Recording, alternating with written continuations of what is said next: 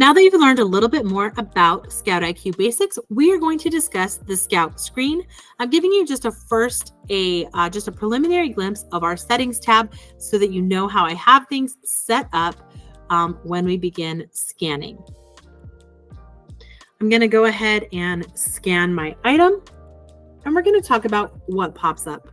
The first thing I'm going to draw your attention to is the price highlighted in orange at the bottom of the screen.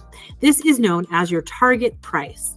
We're not going to go in depth in triggers as we discuss right now, but let me just briefly show you how target price is determined by your trigger set, and it's actually what generates the accept and reject in the app. So if you go over to triggers, I'm using sample trigger 1 or sample name 1, which is just a reproduction of the ScoutIQ default trigger. I'm using that because you cannot actually view the details of our default trigger sets, and I want you to be able to follow along with me visually. This book had an e-score of 151, and so with that e-score, that's going to put us utilizing trigger 1. So let's scroll through briefly and take a notice that with trigger 1, it's first going to examine FBA slot 4. If there is no FBA price in FBA slot 4, or it's going to compare to the used slot, it's going to compare to used buy box, and it's going to compare to a 10% off of Amazon. And it's going to select the optimal price among those 4 prices as your target price. You don't have to understand this thoroughly. Just know that the target price auto-selected by the app is ideal based on the e-score and Scout range with our default triggers. As you understand the Scout screen better, you can decide to customize or tweak the default triggers as you so choose. This is a tappable price. So if I want to see my profit in the upper left-hand corner change, I can tap any price on the screen and it will update my profit accordingly. But we're going to go with what the default trigger selected as my price, which is my used buy box price. We're going to talk about this screen from top to bottom, left to right. To help you follow along, I may move my default or target price from time to time just to help you follow along. So starting in the top left, the first thing you see is our profit number. This is the amount after Amazon's fees that you would make if you chose to sell this book FBA. That's a tappable number, and it does open up our profit calculator. And here you can see the fees that we have factored in. You can also add in buy cost. So before I add buy cost in, we see that our estimated profit is $3.61. Once I add in buy cost, let's just say that I paid 25 cents for this book. I'm getting lucky. I can see my estimated profit go down to $3.36. Buy cost is editable here, and this area allows you to put in whatever buy cost you have. It doesn't have to be in increments of 25 or 50. You can update your buy cost with whatever that book is costing you. You can look at FBA profit, or if you are a merchant fulfilled seller, you can tap this tab and see exactly what your profits would be as a merchant fulfilled seller. When you close the profit calculator, whatever you have left it set to, your buy cost and your merchant fulfilled tab being on, is going to stay for the next item that you scan. So keep that in mind. If you change your buy cost, it's going to stay as whatever you left it as. So make sure you change it again when you scan a new item if the price is different. I would prefer to be looking at FBA right now, so I'm going to do that. So that is your profit number in the upper left-hand corner. You can see that this particular item is a reject, and we're going to look over at buy cost on the right, to the right of the reject. That is also tappable, and it goes up in 50-cent increments. So if you're scanning at a particular like yard sale or location, like a thrift store where they have, 50 cent, 75 cent books, you can raise by 50 cents each with this buy cost tabber. But if you want to be able to put it in a more detailed manner, or if it's not going up in 50-cent increments, you can put it in here. I'm going to just go ahead and leave mine set at $1 for today, even though these books I'm scanning are books that I am just pulled off my own personal bookshelf. The next line down we want to talk about is our rank. Rank basically gives you an idea of how long ago this book last sold. So a book ranking 100K sold about an hour ago. If it's ranked under 100K, it's probably sold multiple times in the last hour or even the last day, and it's a very good rank. Higher than that, it could have been a few days since it last sold. You can see this one does not have a great rank at all, which is part of the reason why it is a reject. It has a rank of 3.1 million. Now let me scan another item just to give you an idea. This one again is quite high with a rank of 918K. But I know I have some good rank books in here, much lower. Oh my goodness, all the way down to 2,000. That means it is probably sold multiple times in the last day. The thing about sales rank though, is that it's volatile. If I go a few days without a sale, my sales rank is going to jump up very, very quickly. So let's just say that I scanned this particular item. I think we were up in the 900,000s. And it hasn't had a sale in a while. My sales rank is going to be 918K. It's not a great sales rank, but if I have just one sale, you're going to see that sales rank drop very dramatically. So I might pass on this book today just based on rank alone. And then tomorrow when the rank is much lower, if I was only looking at rank, I might be likely to buy that book tomorrow. That's where eScore comes in. It smooths out the volatility that you see with sales rank, and it gives you sort of a historic perspective of what this book is doing and how likely it is to sell quickly. eScore measures the number of days out of the past 180 days that the book has sold at least one copy. eScore is our proprietary metric, and it is a critical piece of data that sets ScoutIQ apart from any competitor. While there are a lot of third-party scouting apps that have some sort of sales velocity measure, we believe eScore to be the best one out there because it smooths out the volatility you see with sales rank, and it gives you a historical snapshot of how much this book has sold, how regularly this book has sold over the past 180 days or 6 months. So for example, we can scan a book here, and we can see that it has a rank of 367 and an eScore of 59. That's telling you that it has sold roughly 59 days out of the last 180 days. Why are we measuring days instead of units? Well, that's because Amazon doesn't actually share how many copies are sold each day. If they did, we would absolutely measure that. But we do know that a book ranked 367K is selling more frequently than a book ranked, I think we saw one for 3 million already. This one, I'm losing my light a little bit. This one with a rank of 30,000 is certainly selling more often than the last one we scanned, but we don't exactly know how much more often it is selling. So as I said, a book ranked 1,000 is selling more copies than a book ranked 50,000, but we don't know how many more copies it has sold. So we're just going to report that it sold at least one copy and add one to its eScore. If a book sales rank is under 100K, or the rank drops by more than 10% since yesterday, we consider that a day without at least one sale. We chose the time frame of 180 days or 6 months to try to include at least one textbook season, January to August, in each book's metrics. That way you're less likely to pass over books with a seasonal demand when you're scouting. The max eScore is 180, but just like you see with this book here, we've lumped everything with an eScore over 151 into a 151 plus category. The rationale here is that if a book is selling nearly every day, the sales rank is often going to be under 100K, and we can't say with certainty that a book has sold every single one of those days. So we're just going to show the eScore as 151 plus, just so that you know that the book has an extremely high sales volume. Where eScore really shines is in analyzing books that don't sell as often. So if you have a book with an eScore of 3, that's telling you it's sold roughly 3 times in the past 6 months.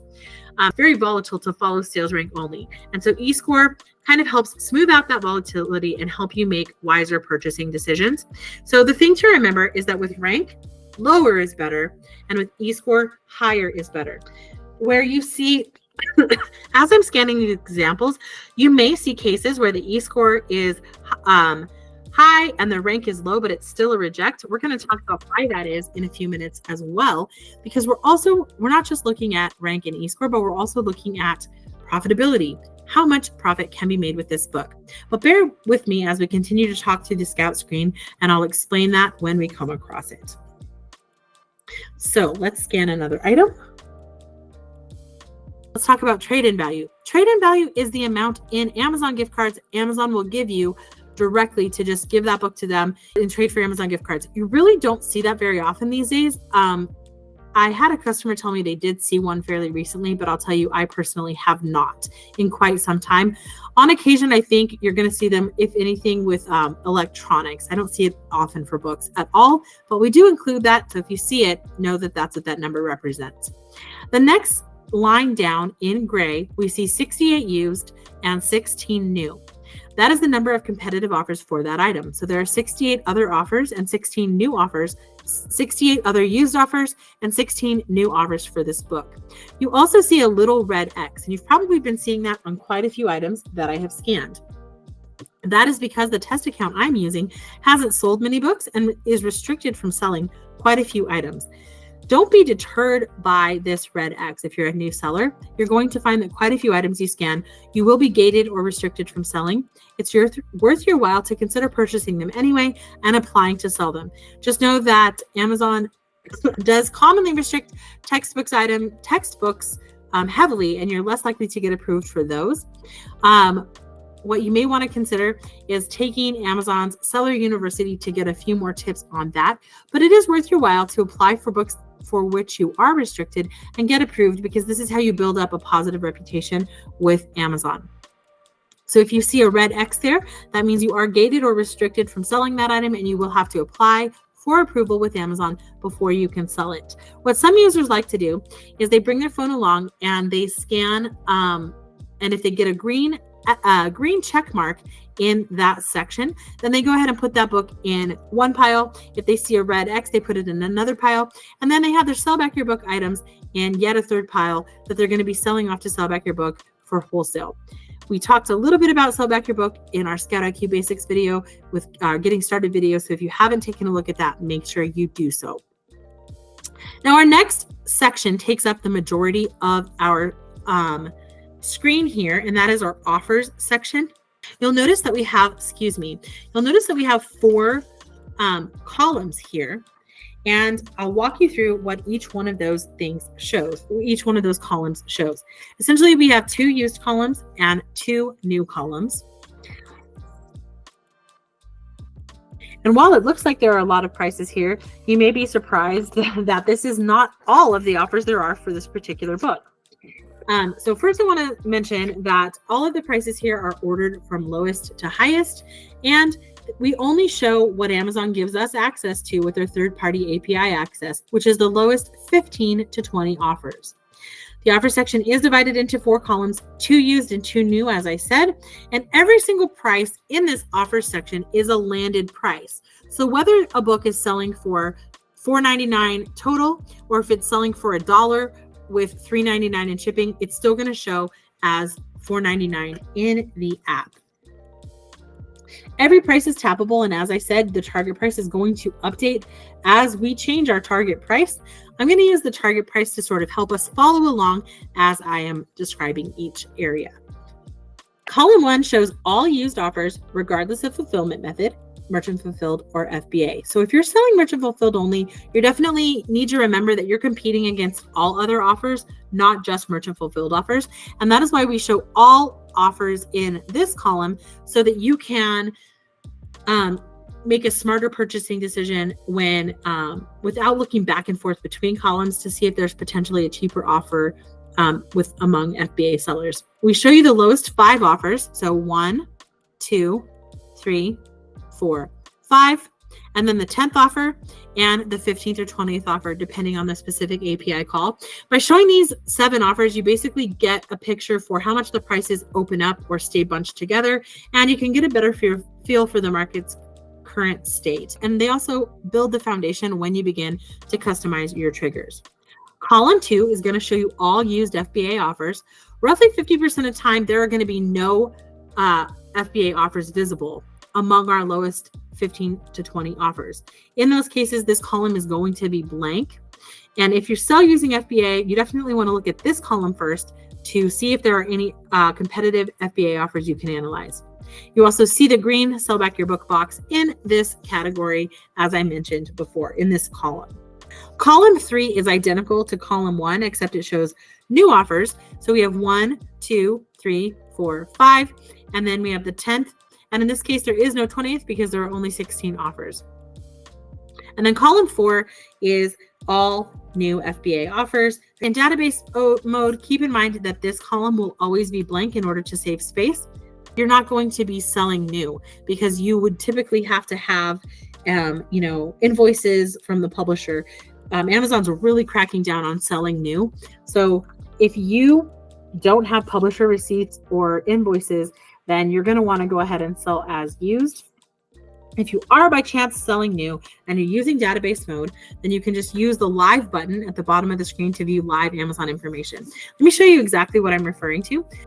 I'm going to go ahead and change my scanning mode to database only so that you can see a situation where the lowest new offer is the only one showing here in the first new column, and our FBA column is blank. And that is just something we do because those are not the primary prices you are looking at, and we want to save space in our database. But if you tap the live button in the bottom middle of the screen, you can now do a live API call and see all of those offers. So that is the discussion of the offers section. The next thing you see here below that is our used buy box, new buy box, and Amazon's price.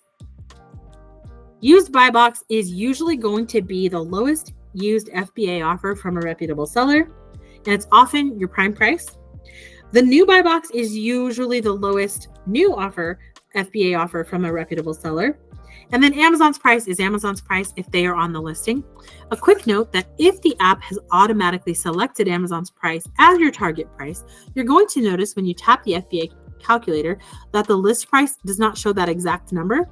It is actually showing 10% off of that number because that is the price you should target in that case. So that is what those three prices are. These data points are incredibly helpful if you are trying to figure out if you can sell the book using FBA and be profitable. Now let's talk about each of the bubbles along the bottom of the screen in the gray bar.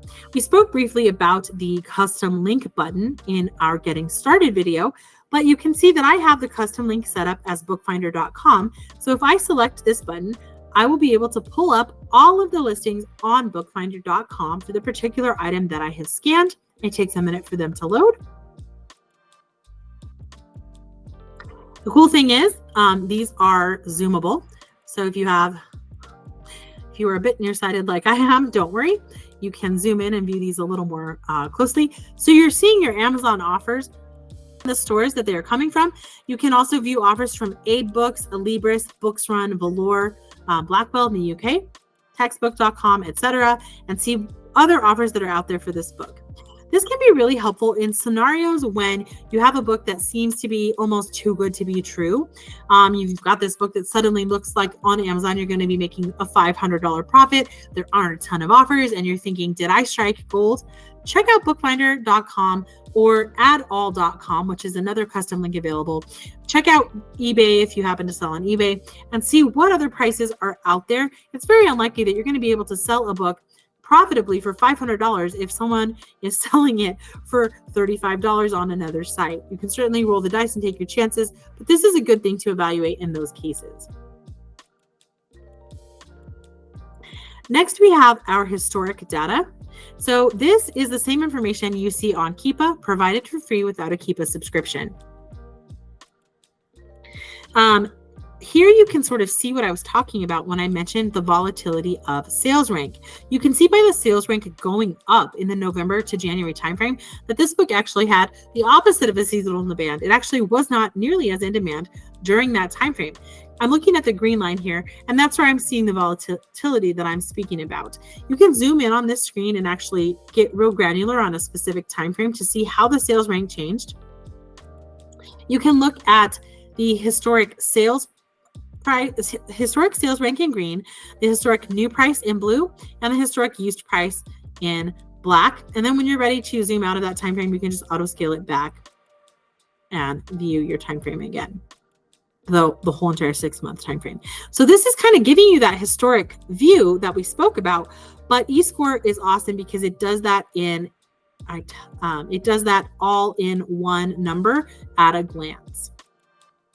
But this is still very useful. You're definitely going to want to check that out. Now let's take a look at, we've talked about our live button. I wanted to point out that when I'm scanning in database only mode, when I scan an item, I don't see a thumbnail for that book. So let me demonstrate that for you. So if you're scanning and you have forgotten that what mode you scanned in, just know that if you don't see the thumbnail, then you have scanned it in database only mode. But regardless of scanning mode, you can always tap the live button at the bottom of the screen at any time to view a live API call for that specific book. Now, this is a book, like we talked about before, that has a low sales rank, under 100,000 by far, and a high e-score, yet it is still not profitable. Why?